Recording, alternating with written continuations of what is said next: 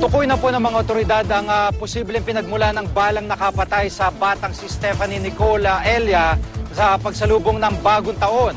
May live report si Julius Segovia. Julius. Sige, sa medical legal report, lumalabas sa likod daw ng bahay ng pamilya Elia galing ang ligaw na balang tumama sa ulo ni Stephanie Nicole Elia. Kaya nakatuon ng atensyon ng pulisya sa 50-meter radius mula sa pinagtumbahan ng bata. Ito rin ang lumabas sa inisyal na resulta ng parallel investigation ng NBI. 32 licensed firearms sa mga kapitbahay ng pamilya Elia ang isinasa ilalim ngayon sa cross-matching ng PNP Crime Laboratory. Susuriin daw kung ano sa mga ito ang pinanggalingan ng balang tumagos sa ulo ni Nicole. Ang problema, Jiggy, ayon sa pulisya ay kung loose firearm ang gamit ng nagpaputok ng baril. Kaya kailangan daw nila ang kooperasyon ng mga residente.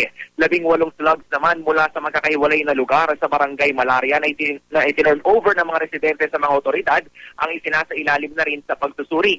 Sinusuri na rin ng Crime Lab ang 4 na slag na nahukay naman sa tapat ng bahay ni Juan August noong Biyernes. Ang grupo ni August ang umaming nagpaputok ng baril nung salubong sa bagong taon, pero hindi naman nag-match ang isinuko niyang kalibre 45 baril sa balang tumama kay Nicole. At pag hindi pa rin daw nag-match ang nahukay na 4 na slag sa baril ni August, posibleng may iba pa raw na armas ang dating Army reservist.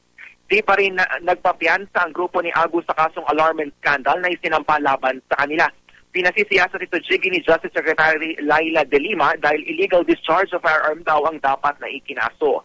Sa preliminary investigation sa January 11, posible pa raw maiakyat sa reckless imprudence resulting in homicide ang kaso. Kontento naman daw ang pamilya Elia sa takbo ng investigasyon, pero hiling nilang maresolba agad ang kaso.